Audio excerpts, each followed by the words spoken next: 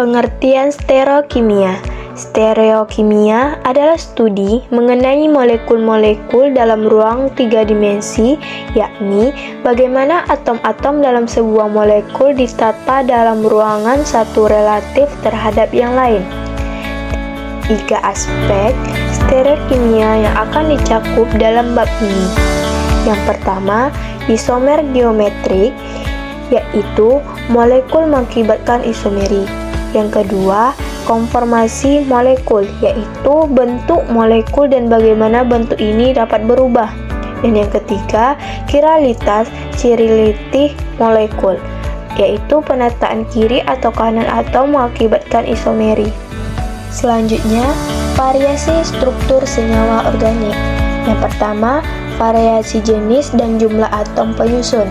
Yang kedua, variasi urutan atom yang terikat satu sama lain dalam suatu molekul. Dan yang ketiga, variasi penataan atom penyusun molekul dalam ruang tiga dimensi yang dikarenakan ketegaran rigidity dalam molekul. Isomeri geometrik dalam alkena. Sistem tata nama. Pada gambar, tertera suatu struktur dengan dua atom Cl atau satu pada tiap karbon P pada satu sisi dari ikatan Pi dan dua atom H pada sisi yang lain. Karena ikatan rangkap tegar atau rigaf, maka molekul ini tidak mudah saling berubah dengan senyawa dalam mana atom Cl berada pada sisi ikatan Pi yang berlawanan. Dus gugus yang terletak pada satu sisi ikatan Pi disebut cis atau latinnya pada sisi yang sama. Gugus-gugus yang terletak pada sisi yang berlawanan ini disebut trans atau latinnya berseberangan. Perhatikan bagaimana kata cis dan trans ini digabungkan dalam nama. Selanjutnya, sistem tata nama E dan Z. Bila 3 atau 4 gugus yang terikat pada atom karbon ikatan rangkap berlainan, maka diperoleh sepasang isomer geometrik. Kadang sulit untuk memberi penandaan cis atau trans pada isomer itu. Contohnya pada gambar berikut. Selanjutnya, aturan deret. Penentuan prioritas oleh nomor atom saja tidak dapat menangani semua kasus. Misalnya, bagaimana menamai senyawa berikut dengan sistem E dan Z. Untuk menangani kasus ini, telah dikembangkan seperangkat aturan deret untuk menentukan urutan prioritas. Aturan prioritas membentuk dasar sistem nama Chen-Ingol-Prelog untuk menghormati ahli kimia yang mengembangkan sistem itu. Next, isometri geometrik dalam senyawa siklik. Yang pertama, struktur. Untuk saat ini, diandaikan atom-atom karbon suatu struktur lingkar atau siklik seperti sikloheksana membentuk bidang datar, atau meskipun pengadaian ini tidak sepenuhnya benar, pengadaian ini sering mudah pembahasan.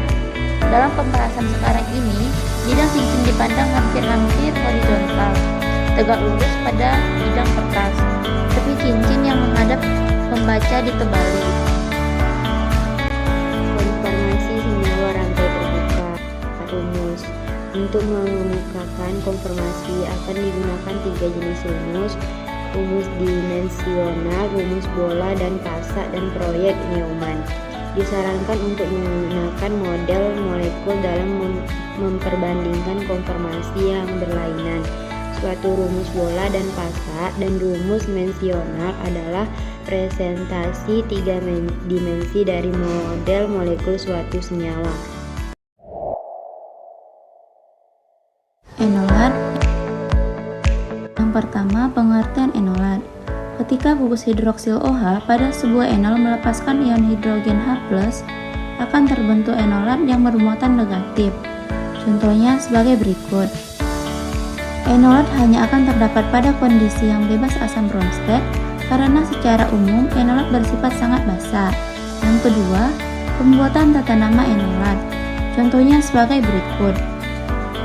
Enolat ester melonat biasanya dibuat dengan mengolah ester itu dengan natrium etoksida yang disiapkan dengan melarutkan logam natrium dalam etanol tak berair atau bukan etanol 95% yang biasa. Mengapa bukan? Etanol terlebih berperan sebagai pelarut untuk reaksi itu. Kemudian ditambahkan dietil melonat. Ion etoksida merupakan basa yang lebih kuat daripada ion enolat. Oleh karena itu, Kesetimbangan asam basa terletak pada sisi anion enolat yang terstabilkan oleh resonansi. Alkilasi. Reaksi alkilasi ini merupakan reaksi SN2. Metil halida dan alkil halida primer memberikan rendaman terbaik. Alkil halida sekunder memberikan rendaman yang lebih rendah karena adanya reaksi eliminasi yang menyaingi. Alkil halida tersier memberikan produk eliminasi saja. Alkil halida tidak reaktif pada kondisi SN2. Contohnya pada gambar berikut. Produk alkilasi masih mengandung satu hidrogen asam. Contohnya pada gambar berikut ini. Hidrogen kedua dapat diikat oleh basa dan gugus R kedua dapat disubstitusikan pada ester malonat. Gugus R kedua bisa sama ataupun berbeda dengan R pertama. Hidrolisis dan dekarboksilasi. Senyawa yang mempunyai gugus karboksil COOH berposisi ester terhadap gugus karbonil COH akan mengalami dekarboksilasi bila dipanasi. Jika ester malonat tersubstitusi dihidrolisis dalam larutan asam yang panas, terbentuklah diwiasam ester dan dapat mengalami dekarboksilat. Ini contohnya. Selanjutnya, rendaman yang lebih baik dari asam karboksilat diperoleh bila dua ester disabunkan lebih dulu dan garam dinatrium yang dihasilkan dipanaskan bersama asam dalam air, seperti yang digambar. Lalu, bagaimana bila produk dekarboksilasi tidak diinginkan, tetap asamnya yang diinginkan? Asam dapat diperoleh dengan penyabunan esternya atau dalam basa, kemudian diikuti pengasaman larutannya yang diinginkan. Lalu, dengan cara ini, tidak dikenakan pemanasan dan asam tersebut tidak cenderung mengalami dekarboksilasi, seperti yang digambar.